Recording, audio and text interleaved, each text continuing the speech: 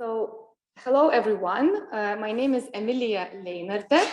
Welcome to the first seminar organized by the Center for the European Legal Studies for the Lent term for 2022. And of course, I am particularly happy to host this seminar because finally we are able to do this not only online, but also in person.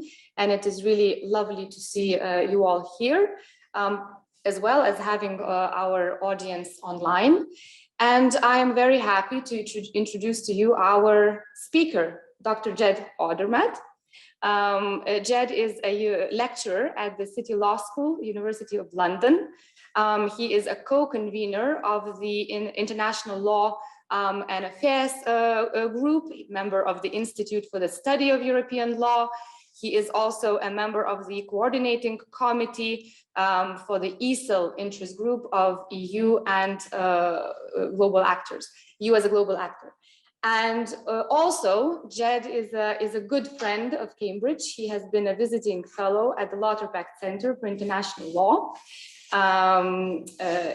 So we are very happy to have you here. And Jed has written widely on various questions of EU and international law, and usually EU books are written by EU lawyers, international books are written by international lawyers. So Jed is one of those, I would say, unique scholars who can really look into the EU from both internal and external perspective. And this is reflected in his new book, which just came out. I really invite everyone to take a look at it. And Jed will talk about some of the research that he has made that are reflected in this book. Before I give floor to our guest speaker, of course, would like to invite everyone to at the end of his talk to think of questions, both here in the live audience and those who are listening to us online can also write questions in the Q&A session, which we will try to mix and match. And also a very big thank you to, as always, wonderful Daniel Bates and Felicity Eves-Frey for helping to organize this event, and to our team. So without further ado, Jed, please, the floor is yours.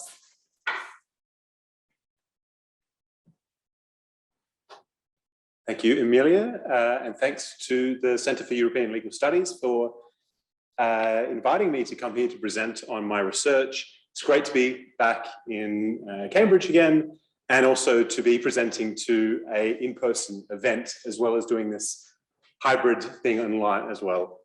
Today I'm going to be talking about one particular aspect, one chapter of the book that you mentioned on international law and the European Union, focusing on the issue of the EU and international dispute settlement. And I'll start just by introducing the research in the book and then go into more detail about that particular area where I see an important interaction between the EU and international legal orders.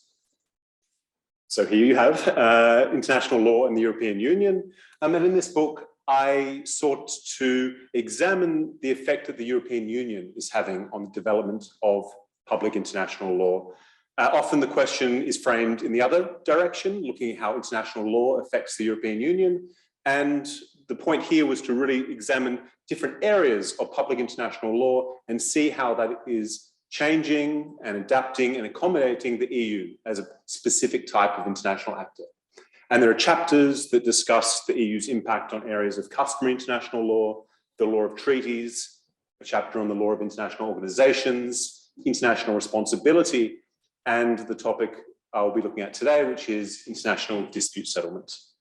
As I mentioned, each of the chapter looks at how international law, principles of international law have reacted to this distinct type of international actor. And I'll be discussing this kind of identity of the European Union today. And what emerged from this research is that there are very different and diverging views about what this entity is. We think we know what the European Union is, but even today in 2022, there are diverging and contrasting views about what the European Union is in international law. And this is not a question which is only important for academic debates, but As I'll show, looking at international dispute settlement, this is an issue that continues to shape some of the problems that come up when it comes to international dispute settlement and the European Union. I'll give a brief overview of kinds of the different views that have emerged.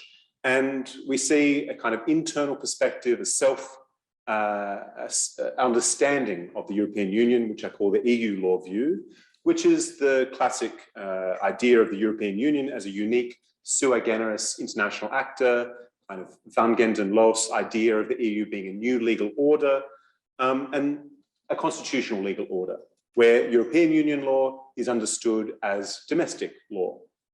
And when it comes to its interaction with public international law, EU law has developed its own rules for the creation of legal norms, for their interpretation, and for their application. And important for today, also when it comes to resolving disputes, interpreting those norms.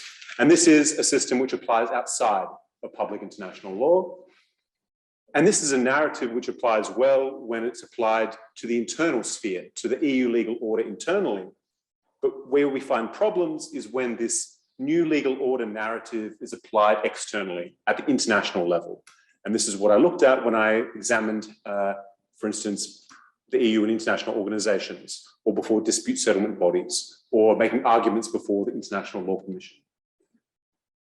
And this also contrasts with the international law view, whereas EU lawyers have a quite consistent view of what the EU is in international law, public international lawyers had a much more diverse approach. And they accepted that the European Union is something that's unique, but differ on whether or not and to what extent we should draw legal consequences from this unique nature.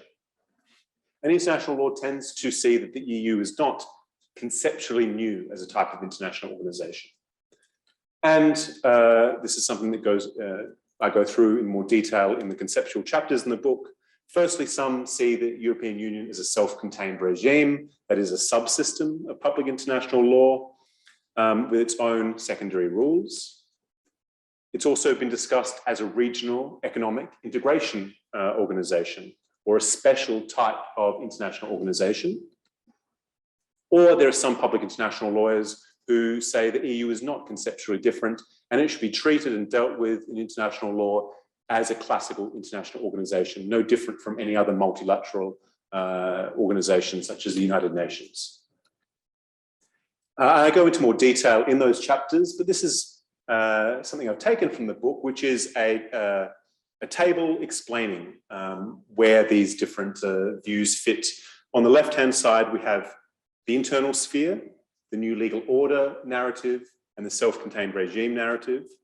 And on the right-hand side, the external sphere, when the EU is viewed as a regional economic integration organization or a classical international organization.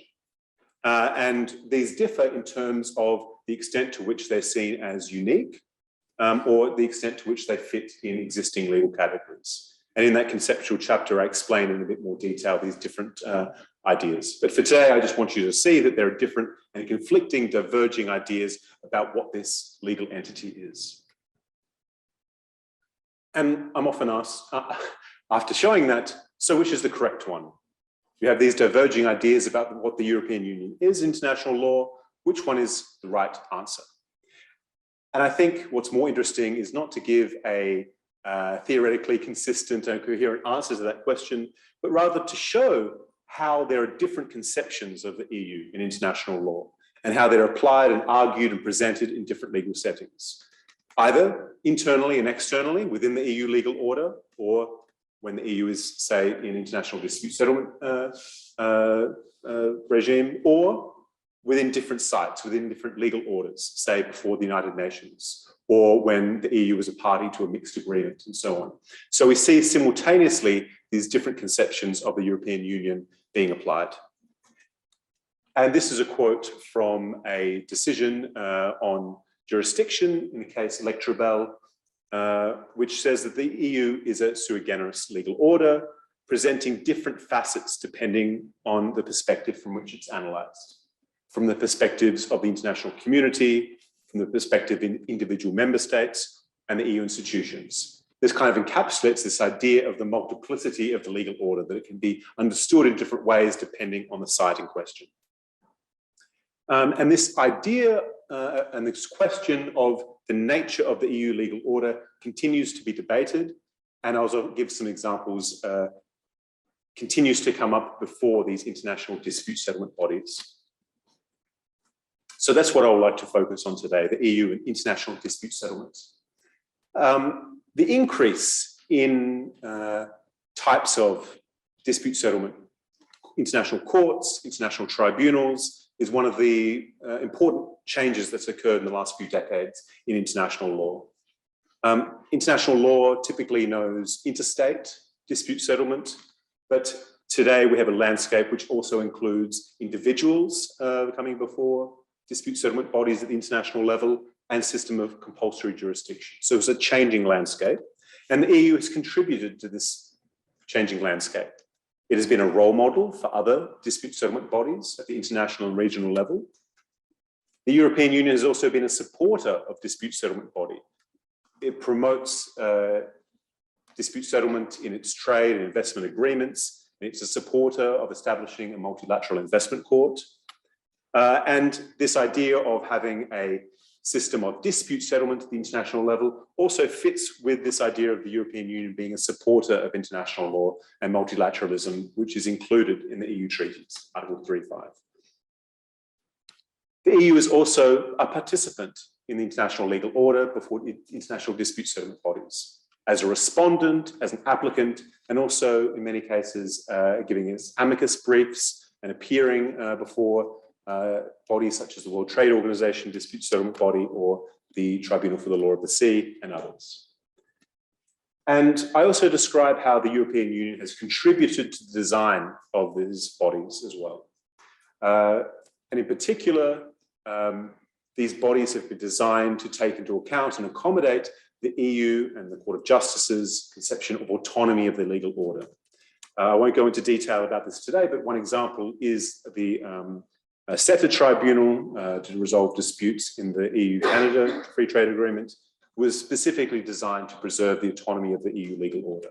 Or the accommodations made to the European Union in the accession agreement for the EU to accede to the European Convention on Human Rights was specifically included to take into account the Court of Justice's jurisprudence on EU autonomy.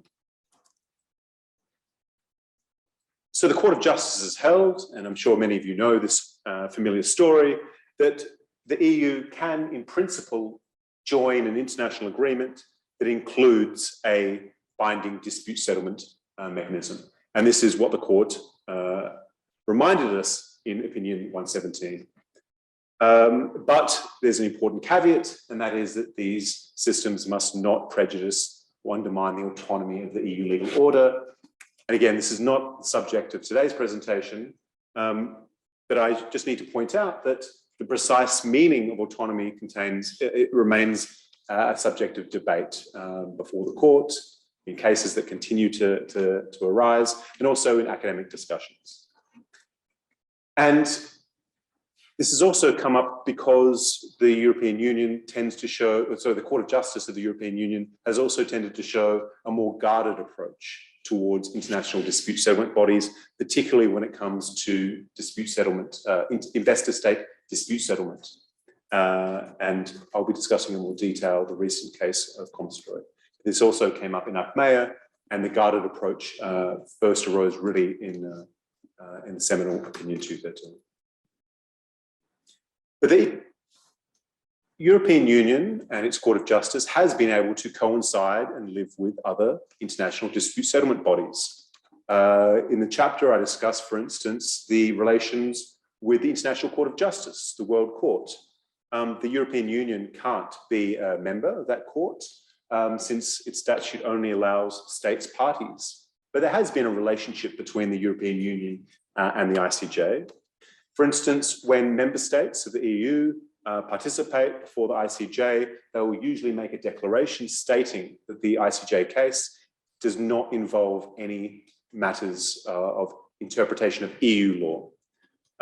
It shows some level of comity there by not submitting any dispute to the ICJ that will involve interpretation of EU law. And we saw that in jurisdictional immunities of the state, and also Belgium, when instituting proceedings, made a declaration that the dispute is not a dispute that covers an area where the ECJ would have jurisdiction. On the other hand, the Court of Justice of the EU also regularly cites the jurisprudence of the International Court of Justice and the Permanent Court of International Justice on many different instances. And I've written a separate paper on this, where I did go through and look at all the instances where the Court of Justice has dealt with ICJ jurisprudence, and saw that it really does engage with ICJ on matters to do with the treaty interpretation, identification of customary international law, the principle of good faith, nationality, and citizenship. But on the other hand, the ECJ has never treated the ICJ as a hierarchically superior court. It always uses ICJ judgments in a way to interpret EU law as a secondary source.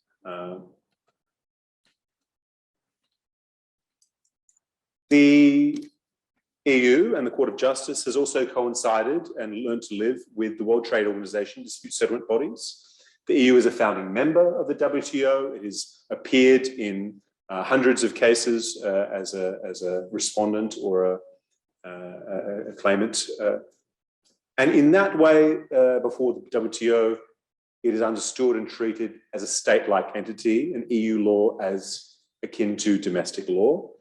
And in all the years the EU has engaged in dispute settlement before the WTO, this has not given rise to autonomy issues.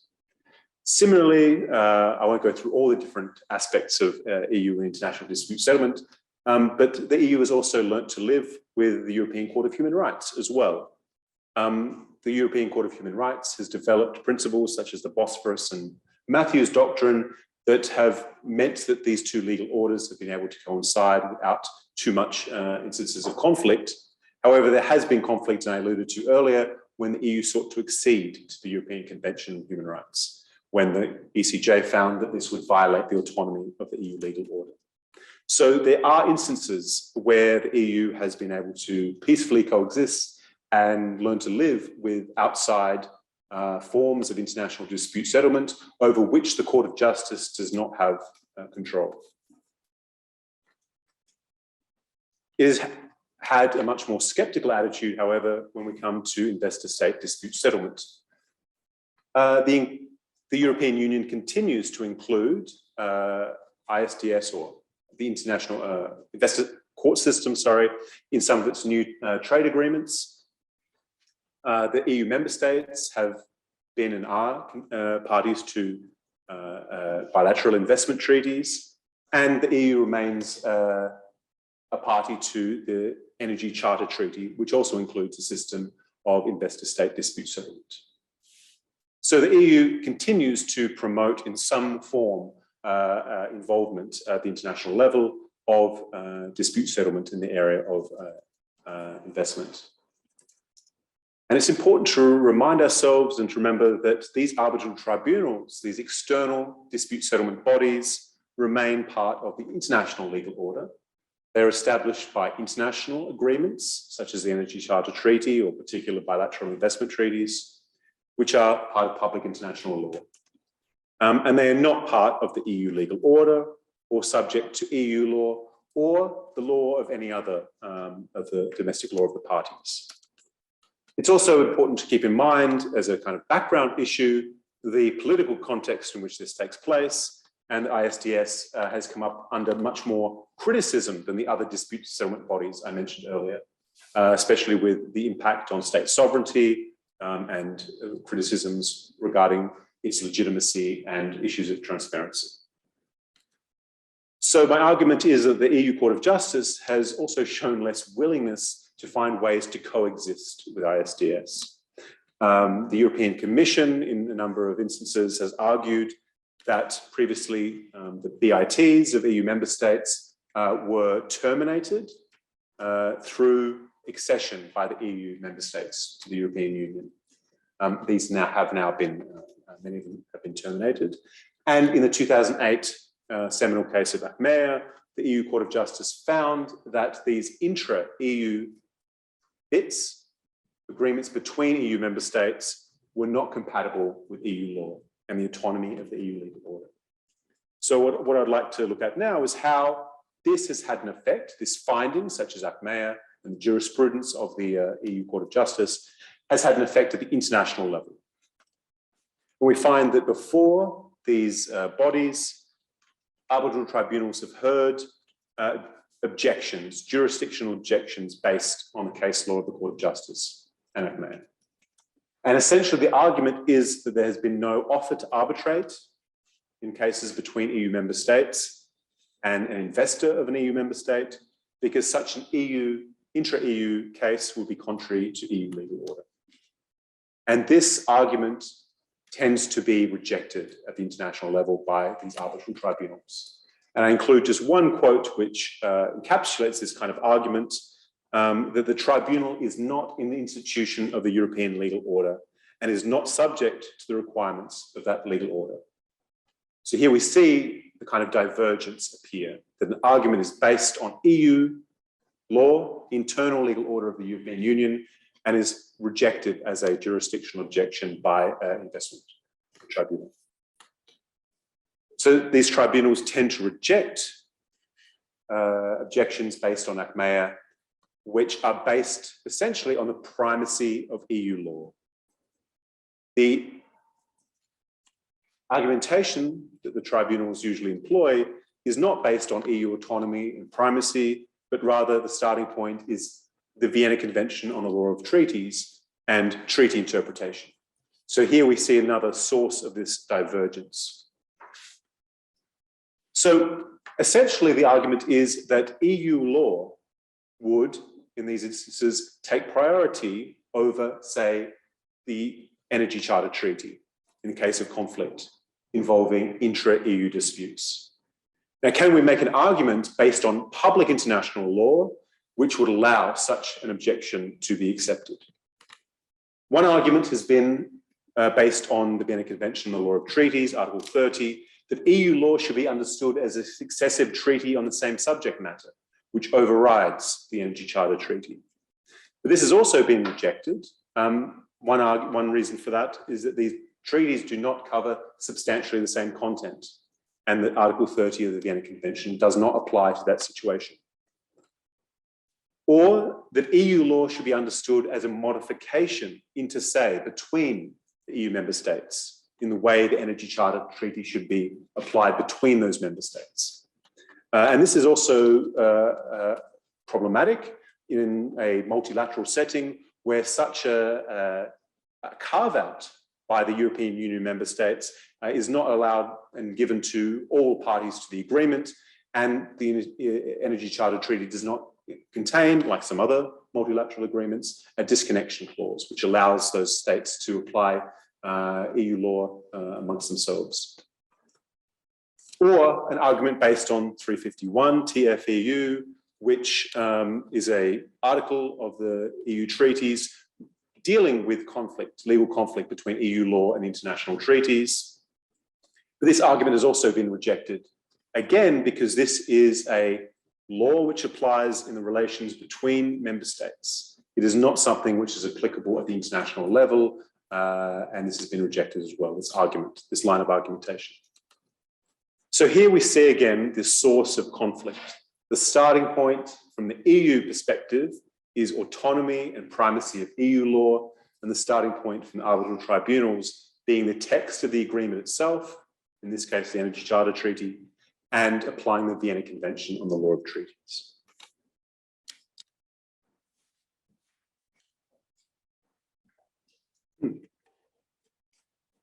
So the example I'll give and go into more detail on comes from October last year, a case before the EU Court of Justice, Republic of Moldova and komstroy. So I mentioned Achmea previously, and how in that case, the Court of Justice had found that intra-EU ISDS was incompatible with EU law, but it had not had the chance to discuss whether this within the context of the Energy Charter Treaty may be contrary to EU law. And this was a chance for the court to deal with this matter.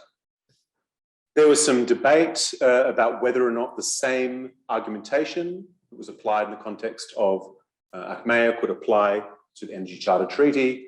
Some arguments made, such as the fact that the ECT is a multilateral treaty, or that the EU is a party to the treaty as well, showing that this is different, a different context, a different situation from the Dutch-Slovak BIT, which was subject of Achmea.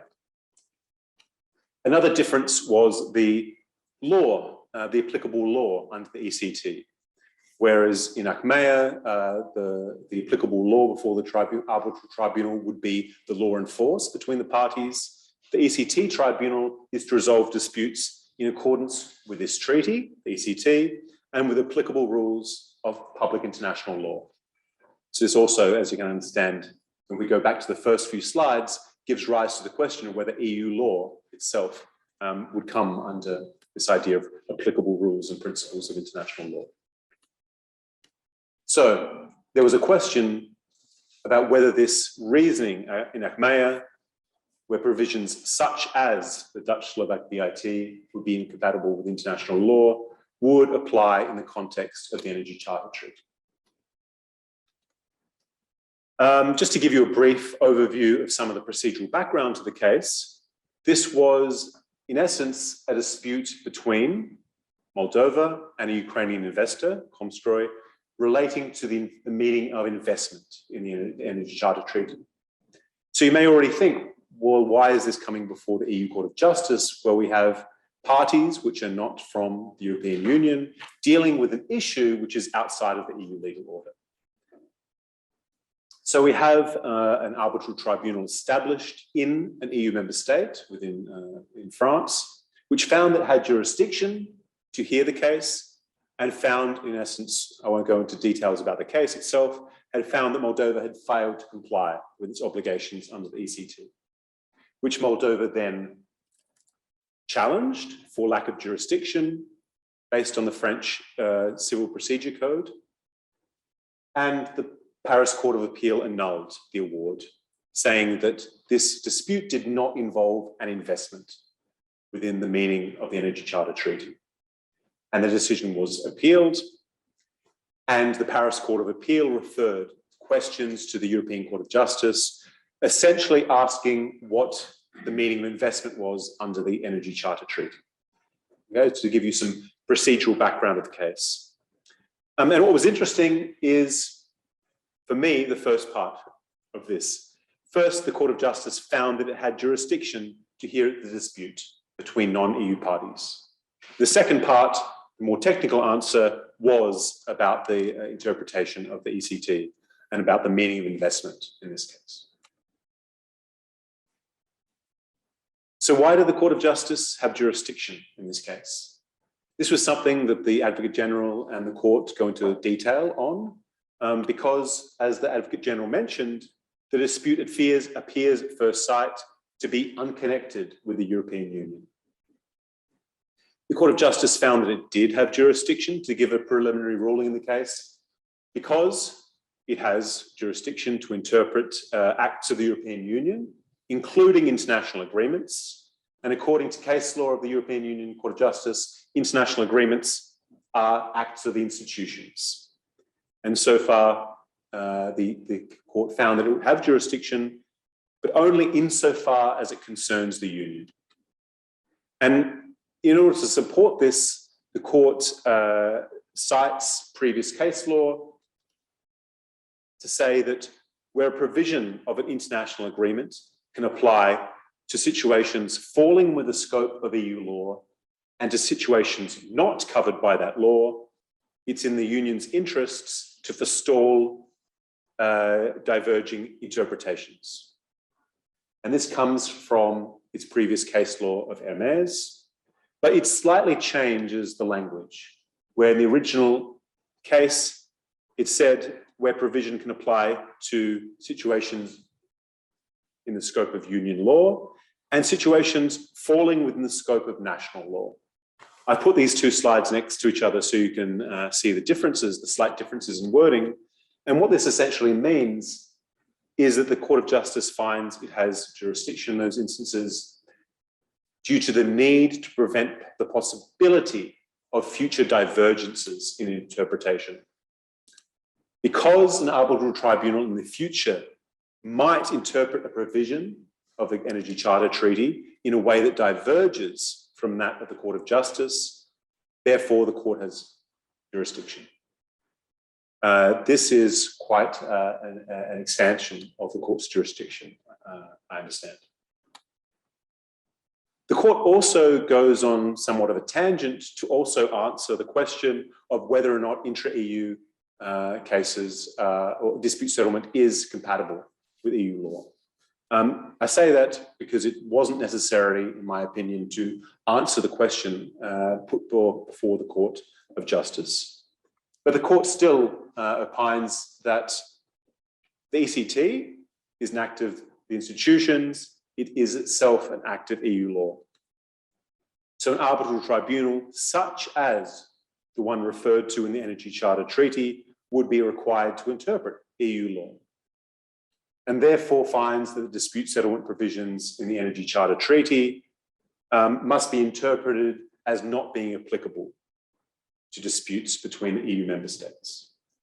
So did find that the ACMEA reasoning does apply to the context of the Energy Charter Treaty.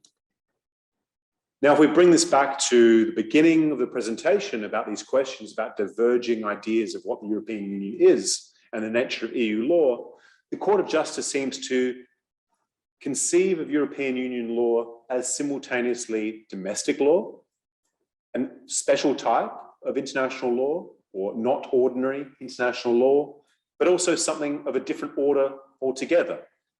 Remember Van Genden-Loss and the idea of the European Union legal order being an independent source of law. And so this allows the Court of Justice to interpret provisions of any agreement to which the EU is a party whenever there's a possibility of future divergences in interpretation. And as I mentioned earlier, this is a significant expansion of the court's jurisdiction. The parties to the Energy Charter Treaty, who are outside of the EU legal order, certainly have not given their consent for the Court of Justice of the EU, a court of one of the parties, to provide authoritative interpretation of that treaty. We can also think about what the legal effect of komstroy would be outside of the EU legal order. I mentioned earlier that the intra-EU objection based on ACMEA and previous case law has been rejected by arbitral tribunals. Similarly, komstroy may have very little effect outside of the EU legal order. One reason being that the findings on the intra-EU argument are strictly speaking obiter, since they were not necessary to answer the question, although it's important because it shows the direction the court will go in any future cases. And secondly, as I mentioned earlier, these cases apply within the EU legal order, and they cannot be applied to interpret a separate multilateral agreement. So the prediction is that, like ACMEA, it will have little effect in argumentations outside of the EU legal order. And in the months since komstroy was decided, this has played out to a certain extent where arbitral tribunals have not accepted objections, jurisdictional objections based on the findings in komstroy. And I just have some examples here from news reports. So I said this presentation wasn't going to be going into detail on the issue of autonomy of EU law, but I would like to end the presentation by discussing how this issue can be resolved, how these legal orders can coexist. And this not only takes comity from investment tribunals and international courts, but also from the side of the European Union. And I argue in favor of a more open approach and understanding of this principle of autonomy. And to remember that autonomy is not something that belongs only to the EU legal order, but is something that exists in public international law. I mentioned the ICJ before, and in the legality of nuclear weapons, it held that one of the purposes of creating a treaty, establishing an international organization, is to establish a new subject of international law with a certain degree of autonomy. And if we understand the European Union as an international organization, its claim to autonomy will always be a relative one and will exist within the confines of public international law itself. And so coexistence between forms of international dispute settlement and the EU legal order will require more engagement by the court with these public international law arguments, not simply reassertion of EU primacy. The principle of autonomy, which I've also written about in the book, but also in other publications, it works well applied internally to the EU legal order as a way for the court to determine how to apply and give effect to external norms and how they impact on the EU. But the difficulties arise when the Court of Justice and other EU institutions seek to apply this principle, not internally, but to the international setting. So the Court of Justice could begin to not only assert primacy or autonomy, but to engage more with arguments that would resonate with public international law. For instance, the Court of Justice could show in its jurisprudence how the EU's own system of dispute settlement offers a superior system of protection to that of investment tribunals. Maybe then the intra-EU objection could be more accepted by these tribunals. Or to show that there has been developed a principle of customary international law, which allows the priority of the law of a regional economic integration organization. And there's also a chapter in the book about how the EU has contributed to the formation of customary international law. So an argument could engage more with these public international law arguments. And this is a quote from the President's statement in Ireland and the United Kingdom in Mox Plant before the Permanent Court of Arbitration almost 20 years ago. I'm not going to go into detail about this, but this is basically an instance where, because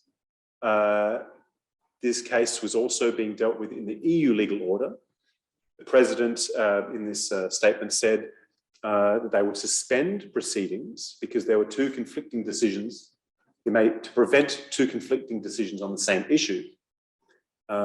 This is in the Mox Planck proceedings. This is an example of how such comity can work, where courts do interact and do allow, for instance, the Court of Justice to deal with an issue before it being settled at the international level. So can these legal orders coexist? Well, even if the EU were to withdraw from or renegotiate the Energy Charter Treaty, it will still have to find ways to live with these external systems of dispute settlement over which the Court of Justice does not have ultimate control. It will still have to learn to live with, for instance, the ECHR system. And so this calls for a conception of autonomy which is not so skeptical towards these external dispute settlement bodies, but shows a level of trust in the EU's own legal order, to show that the EU's internal legal mechanisms are able to deal with the reality of conflicting and diverging interpretations of union law, but also shows some trust in the international legal order as well, to be able to develop such methods of coexistence. I mentioned earlier the WTO and ECHR systems, how over time they have learned to live with each other by creating these doctrines. So learning to live with international dispute settlement will, on both sides, involve comity and compromise, and not what has happened so far, a level of detachment and isolation.